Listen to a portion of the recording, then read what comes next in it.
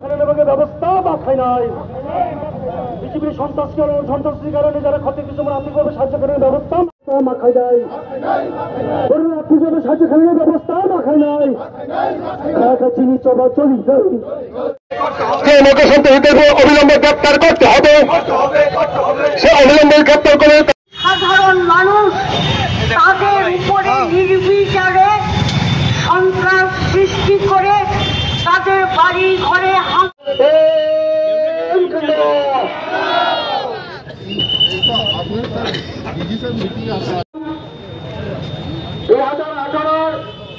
BJP পরবর্তী সময়ে ত্রিপুরা মাথাচুক হওয়ার পর থেকেই আমরা লক্ষ্য করছি গোটা রাজ্যে যেমন আইনের শাসন তলানিতে চলে গেছে, সন্ত্রাস, রাহাজানি, খুন, ধর্ষণ, কোনো বিষয় সভ্যতার কোনো কিছু চিহ্নই রাখা হচ্ছে না। এইরকম অবস্থা গোটা রাজ্যে যেমন চলছে, তেমনি সবচেয়ে বেশি মাত্রায় জিরানিয়া মহকুমাতে এই আক্রমণের সীমা ছাড়িয়ে গেছে। আমরা লক্ষ্য করলাম 2018 নির্বাচনের পরে শুধু জিরানিয়া মহকুমাতে প্রায় 30-35টা বাড়ি ঘরে আগুন দিয়ে সেখানে আগুন দিয়ে জ্বালিয়ে দেওয়া হয়েছিল। তারপর এক এক করে জিরানিয়া পার্টি অফিস, যতগুলো পার্টি অফিস আছে সমস্ত পার্টি অফিসের উপর আক্রমণ। এইরকম অবস্থা আমাদের রাজ্যে কোনোদিনই ছিল না। কিন্তু বিজেপি আসার পর সেখানে কত মিষ্টি মিষ্টি কথা বলে, ওই কি বলে সুশাসনের সেখানে বাণী শুনিয়ে কথা বলে সরকারে এসছে।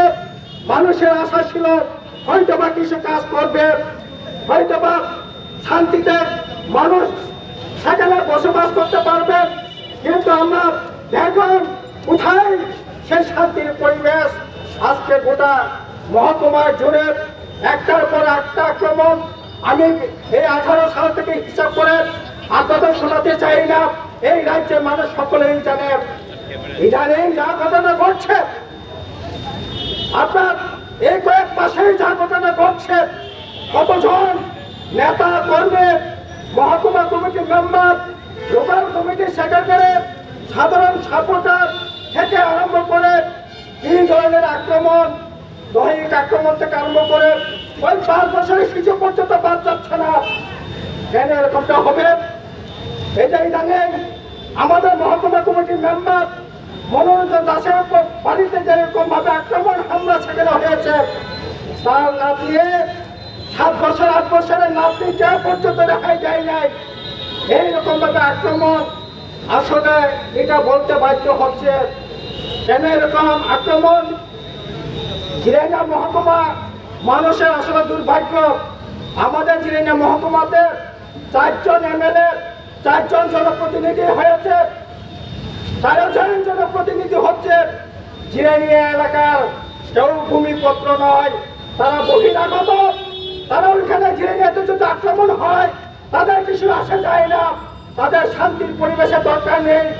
আসলে দিনে দিনে এই জিরানিয়া মহকুমাতে কিভাবে শান্তির পরিবেশ, জাতীয় পূজাকে ঐক্য রক্ষা করে এই জিরানিয়াটাকে গোটা রাজ্যের সাথে দিনে দিনে কিভাবে সেখানে শান্তির পরিবেশ বিরাজ করবার কাজ বামফ্রন্টের নেতা কর্মীর রক্তের বিনিময়ে, জীবনের বিনিময়ে সেখানে শান্তির পরিবেশ তৈরি করা হয়েছিল। আজকে সেই শান্তির পরিবেশটাকে ধ্বংস করে ফেলবার চেষ্টা হচ্ছে। কারণ ওদের তো ওই জিরানিয়া শান্তির পরিবেশ গড়ে তোলবার পিছনে জিরানিয়া মহকুমা এলাকায় উন্নয়নের প্রশ্নে তাদের তো কোনো ধরনের ভূমিকা ছিল না। কাজেই তাই ওই ভূমিকাকে উপেক্ষা করে আজকে সেখানে বহিরাগত এমএলএরা গিয়ে তারা আক্রমণ করে আগরতলায় এসে সুখে শান্তিতে বাস করছে। আর ওই জিরানিয়া এলাকার যত ধরনের সম্পদ লুট করে সেখানে আনবার চেষ্টা হচ্ছে। জিরানিয়া এলাকাকে শান্তির পরিবেশ বিরাজ করতে পারে না। এই নিরসন করবার জন্য এই রাজ্যের সরকার আইন কোনো কিছুই করছে না। সন্ত্রাসীরা এখন মনে করছে এই সরকারটা পুরো তাদের পৃষ্ঠপোষকতাই সন্ত্রাস করে যাবো আমরা, লোড করে যাবো আমরা, কাজে আমাদেরকে কিছু আমাদের করতে পারবে না। এই ভাবনা নিয়েই সেখানে যারা জনপ্রতিনিধিরা আছেন, সরকার প্রশাসন সমস্ত দিক থেকে মদত দিয়ে, এমনকি পুলিশ প্রশাসন থেকেও একটা অংশ সেখানে মদত জুগিয়ে এই সন্ত্রাসের কায়েম করবার চেষ্টা সেখানে করা হচ্ছে।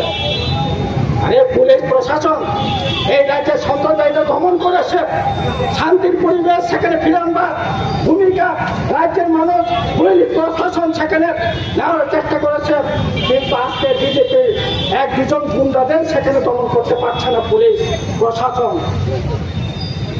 এটা কি হলো? কেন এরকম হবে?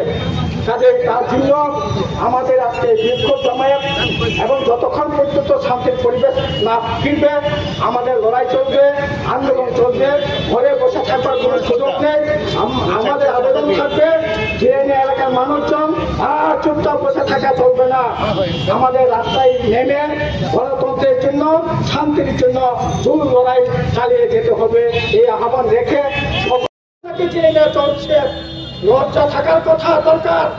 যে উন্নয়নটা বামফ্রন্ট আমলে সেখানে করবার চেষ্টা হয়েছিল, সেখানে জায়গা টাকা পয়সা সমস্ত ধরনের ব্যবস্থা করবার পরও এই অথর্ব সরকার আজকে 7 বছরও সেই উন্নয়নমূলক কাজকর্ম করে উঠতে পারছে না। আর আজকে মেয়ের দেখিয়ে দেখিয়ে মুসকি হেসে বলছে মহাযজ্ঞ নাকি চলছে। কিসের মহাযজ্ঞ? কিসের মহাযজ্ঞ চলছে? স্কুলগুলো বন্ধ করে দিয়েছে, প্রায় জিরানিয়া মহকুমাতে 33টা স্কুল বন্ধ। এমনকি মন্ত্রী নির্বাচনের ক্ষেত্রে এলাকায়, এমএলএ নির্বাচন ক্ষেত্র এলাকায় রতন চক্রবর্তী বিধানসভা কেন্দ্রে রাধামোহনপুর হাই স্কুল বন্ধ, কামানমুড়া হাই স্কুল বন্ধ। এইরকম ভাবে এক এক করে 33টা স্কুল বন্ধ করে দিয়েছে। নতুন স্কুল তো হয়নি, একটা প্রাইমারি স্কুল হয়েছে, একটা নতুন আইসিডি সেন্টার হয়েছে, একটা নতুন 5 কিলোমিটার রাস্তা কেটে নতুন রাস্তা হয়েছে, হয়নি তো। কিসের কর্মযুদ্ধ? আসলে কর্মযুদ্ধ না, কর্মে ধ্বংসের অবস্থা চলছে, কাজ চলছে।